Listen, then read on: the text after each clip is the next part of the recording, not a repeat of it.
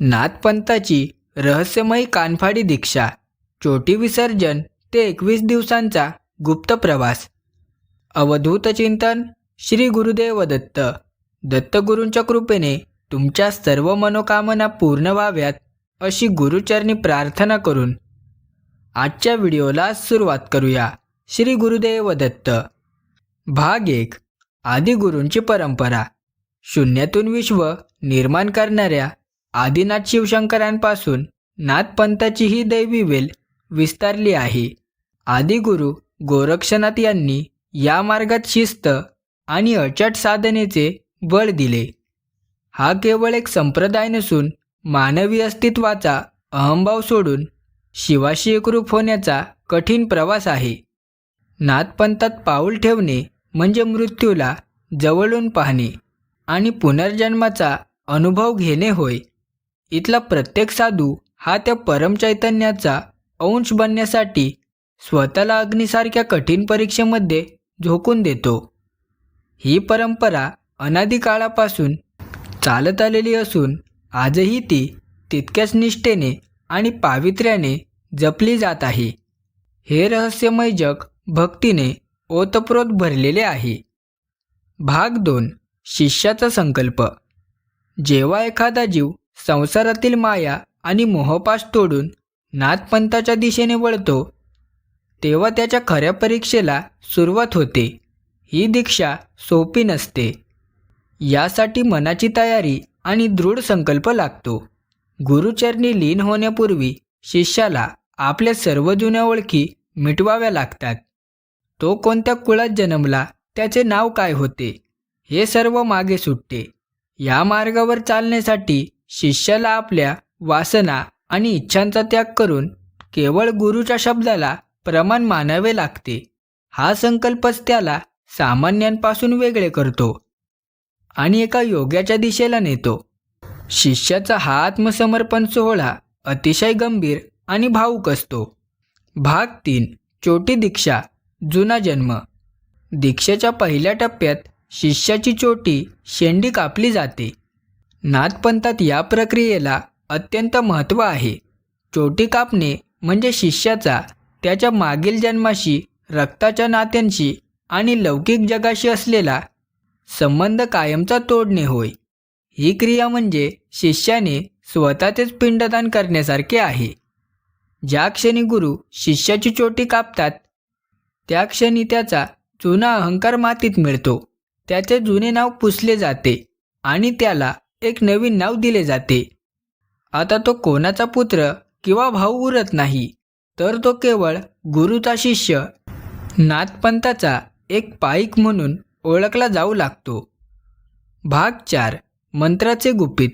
चोटी कापल्यानंतर गुरु शिष्याला आपल्या जवळ बोलावतात आणि त्याच्या कानात एक अत्यंत पवित्र आणि गुप्त मंत्र देतात. हा मंत्र म्हणजे शिष्याला आयुष्यभर साथ देणारी ऊर्जा असते. हा सोहळा इतका गुप्त असतो की मंत्र देताना तिथे उपस्थित असलेल्या इतरांनाही तो ऐकू दिला जात नाही. हा मंत्र म्हणजे शिष्याच्या आत्म्याला जागृत करण्याची गुरुकिल्ली असते. ज्यावेळी जगाचा गोंगाट शांत होतो तेव्हा हा मंत्र शिष्याच्या अंतर्मनात घुमत राहतो. गुरु आणि शिष्याचे हे नाते या मंत्राच्या धाग्याने कायमचे विणले जाते. या मंत्राच्या बळावरच एक सामान्य मनुष्य कठीण साधना करून सिद्धी प्राप्त करू शकतो. भाग 5. कानफाडी संस्काराचा उगम. नाथपंथात कानफाडी होणे हा सर्वोच्च मानला जाणारा संस्कार आहे. ही परंपरा गुरु गोरक्षनाथ यांनी त्यांचे परमशिष्य राजा भर्तरी यांच्यापासून सुरू केली. जेव्हा बौद्ध धर्माचा प्रभाव वाढला आणि सनातन धर्माची ओळख जपण्याचे आवाहन निर्माण झाले तेव्हा नाथयोग्यांना एक वेगळी ओळख देण्यासाठी कानफाडी संस्कारांचा जन्म झाला. कानांच्या पाळीला चिरा पाडून त्यात कुंडल धारण करणे हे केवळ बाह्यरूप नसून ते योगमार्गातील नाडीशुद्धीशी संबंधित आहे. कानफाडी झालेल्या योग्याला दर्शनी साधू म्हटले जाते, कारण तो साक्षात शिवाचे रूप मानला जातो.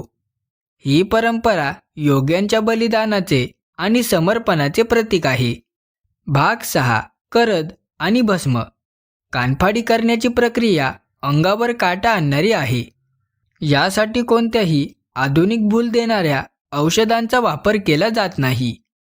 चिरागुरु हे चांदीच्या किंवा पंचधातूंच्या एका विशेष शस्त्राने, ज्याला करद म्हणतात, शिष्याच्या दोन्ही कानांच्या पाळ्यांना मधोमध चिरा पाडतात.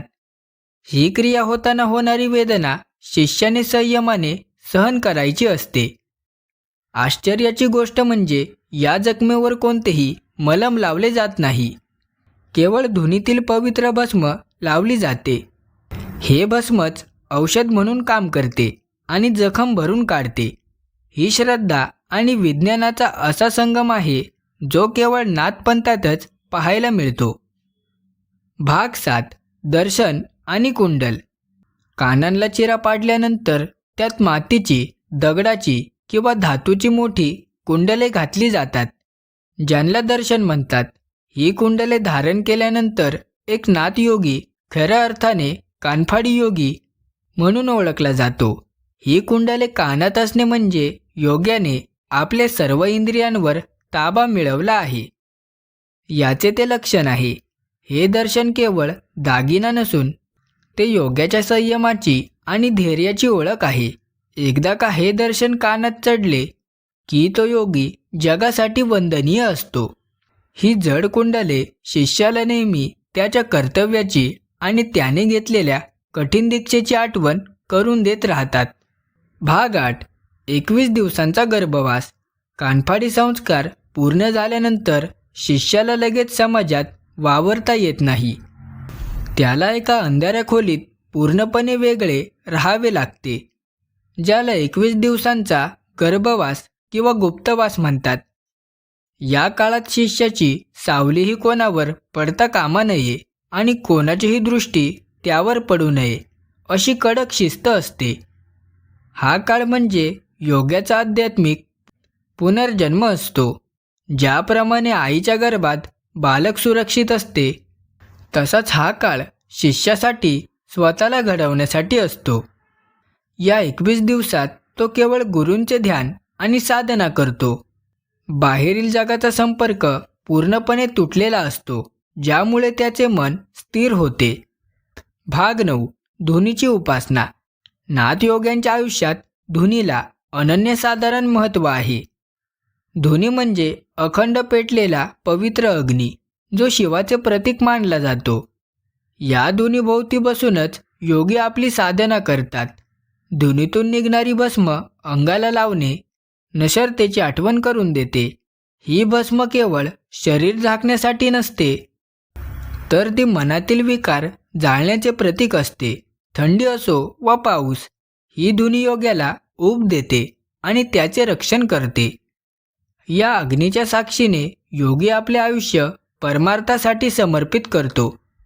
धुनीची सेवा करणे हा नाथपंथातील एक अत्यंत पवित्र आणि महत्त्वाचा भाग मानला जातो.